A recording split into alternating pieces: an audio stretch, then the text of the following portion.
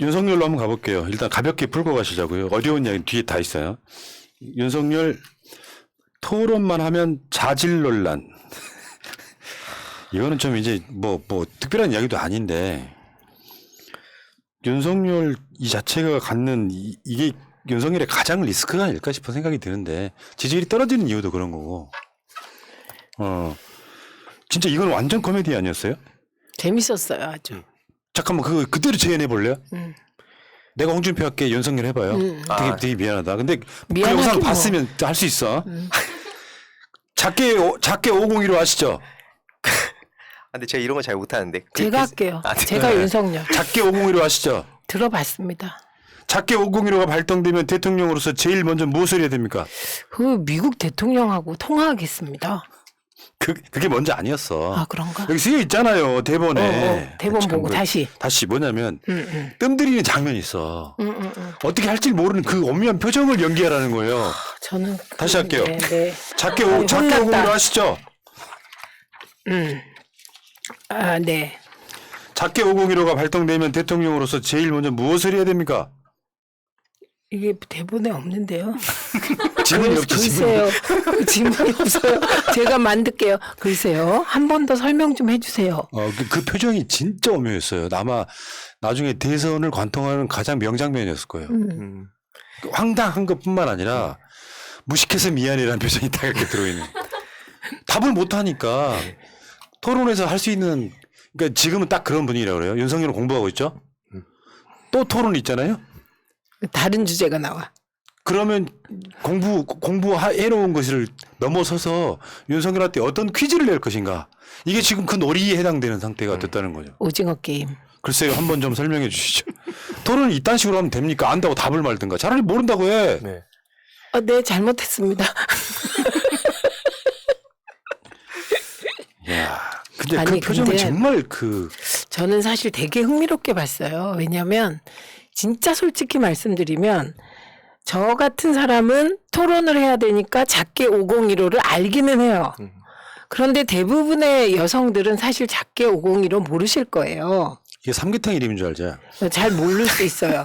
그런데 작게 5027, 작게 5029 막 나오잖아요. 그런데 그 윤석열이 모르니까 갑자기 확 그 저분이 정말 관심이 없구나. 이 세상에 대해서. 그러니까 더 골 때리는 것도 있었어요. 그 장면만 있는 게 아니라 아까 말한 미국 대통령한테 전화하겠습니다도 네네. 있었고 김여정이 군사적 균형을 깨지 말라고 문재인 대통령이 경고했습니다. 어떻게 보십니까? 하니까 언제 그랬습니까? 윤석열이 언제 했습니까? 이번에? 그건 모르면 넘어가겠다 이렇게 하니까 윤석열이 죄송합니다. 보면 볼수록 약간 코미디 캐릭이잖아요. 그러니까 그게 되게 재밌어서 개그 콘서트가 안 생겨도 돼요, 이제. 네. 당분간은 앞으로 12번 더 남았다는 거죠. 네. 근데 그것은 코미디고 진짜 중요한 건 지금부터예요. 이제 대장동 건을 이야기하면서 유승민하고 홍준표가 기본적으로 윤석열과 연관성을 이제 네. 말하기 시작해요. 다음 토론에는 그 이야기 더 많이 나올 거예요. 화천대유 법률 고문단에 윤석열 관계자들이 있는 거예요. 김수남, 박영수. 그리고 윤석열이 재임 중에 대장동 관련 의혹을 보고받았을 것이다. 범정에서 그거 다 캐는데 왜 모르냐. 자기는 모른다. 이런 식이었거든요. 화천대유 법률 고문단에 김수남, 박영수 특별검사가 포함된 것을 윤석열 전 총장이 대장동 관련 의혹을 보고받았을 것이다. 유승민, 화천대유 비리 의혹 법조인을 비호하는 이유가 뭔가? 박영수 전 특검 때문인가? 이거는 그렇게 보는 게 맞잖아요. 윤석열이 그러니까 그 대장동 건에 대해서 직접 간접적으로 연관이 있다는 뜻이에요. 여기 장모 얘기까지 나오고 있잖아요. 지금 그 송영길 대표는 장모 50억. 장모 50억 이야기를 하고 있잖아요. 윤석열 자체가 대장동에도 연관이 있을 수밖에 없고 실제로 박영수 특검은 거의 뭐 대부 같은 느낌이고 윤석열한테는. 그러니까 이게 지금 나온 이거는 뭐 어디까지나 의혹 제기니까 뭐 지금 뭐 이재명 후보에 대해서 각종 의혹 제기하고 있지 않습니까? 심지어 뭐 윤석열 총장은 감옥 간다 이런 얘기도 하고 있는데 지금 나오는 게 SK 연관성이에요. 푸나님이 너무 잘하시는 내용인데요. 지난 그 최순실 국정농단 관련하여 미르재단에 돈을 낸 대기업이 요청받은 대기업이 삼성 하나가 아니에요. 그 중에 삼성만 그렇지. 지금- 삼성만 처벌 받았고 네. SK도 한 90억 가까이. 92억으로 제가 기억을 해요. 근데 그 92억이 결국은 이렇게 해서 대장동까지 연관된 게 아니냐 하는 의혹이 제기됐고요. 그때 박영수 특검이 SK 최태원 쪽을 빼주는 것이 아니냐라는 의혹이 제기되고 있습니다. 그리고 그 당시 수사팀장이 윤석열이었잖아요. 그러니까 당연히 윤석열 관련 의혹이 지금 제기되고 있죠. 그럼 보람 PD 맨 마지막에 올릴 그 짤 하나 있잖아. 그거를 한번 지금 보여줘봐. 맨 마지막 올릴 필요도 없겠다. 맨 마지막 거. 이거. 요거 말씀하신 게 이거예요. 화천대유 실소유 주옥 SK그룹 최태원 회장 자금엔 인맥도 해가지고 이 핵심에는 최태원이 있다. 이거 실제로 이렇게 바라보시는 분들이 굉장히 많이 있고요.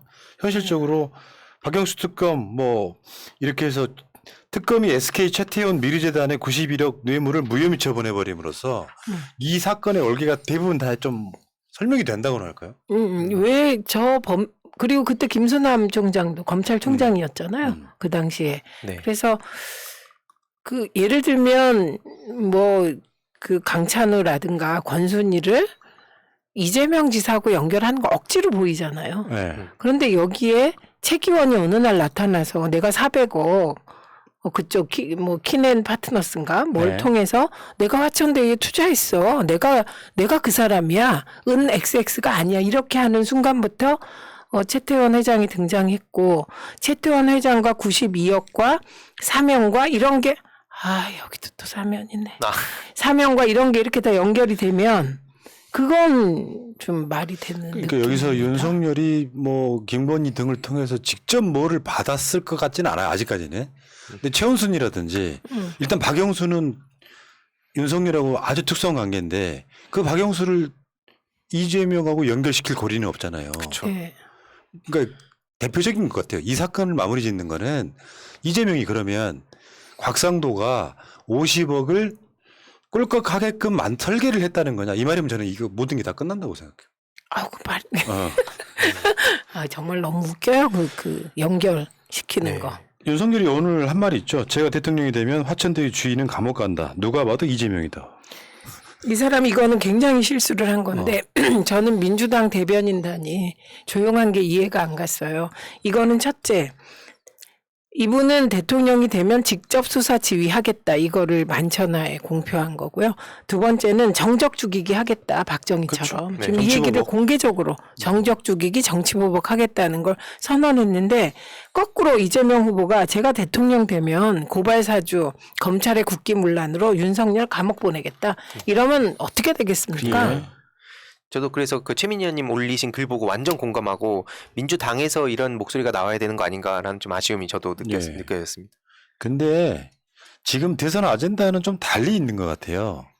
그러니까 예를 들면 사실이 어떻든 간에 뭔가 흠결이 있어 보여도 지금 이 상황에서 이재명 지사가 최소 몇 억 이상의 돈을 따로 챙기지 않았다면 저는 이 사건 이재명 지사 오늘도 뭐 그 JTBC 낮에 하는 방송 있죠. 거기 보니까 대장동 네거티브가 터지니까 오히려 지지율이 이재명은 오르고 윤석열은 떨어지는 현상.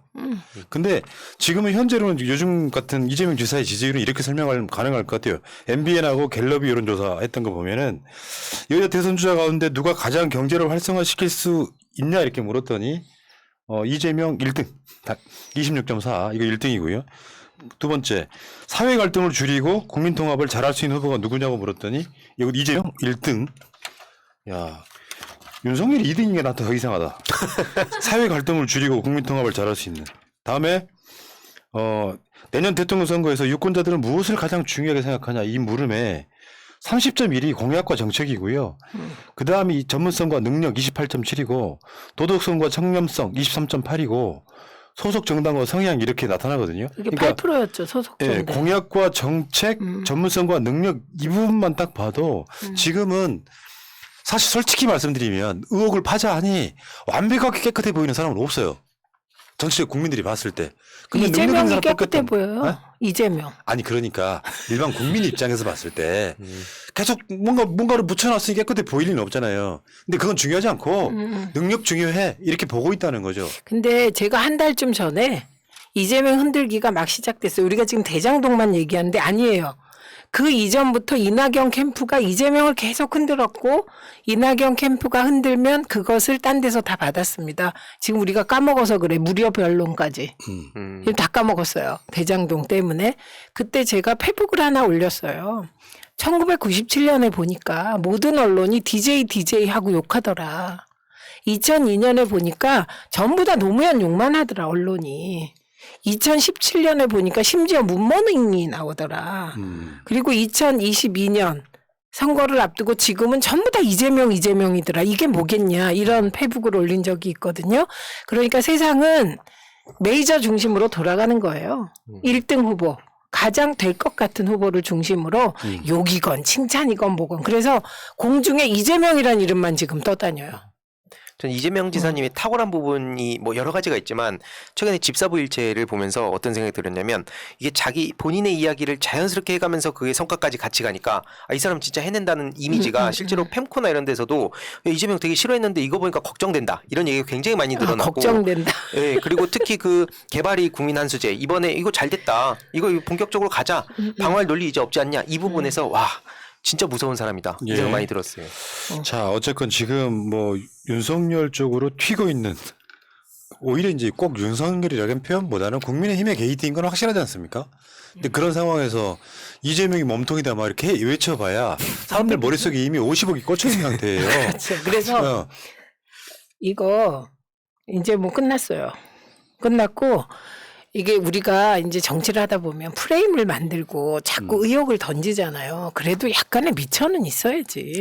근데 처음에 이분들이 제일 잘못한 게 화천대유 누구 겁니까? 이거. 그거 던진 걸 제일 잘못한 거예요.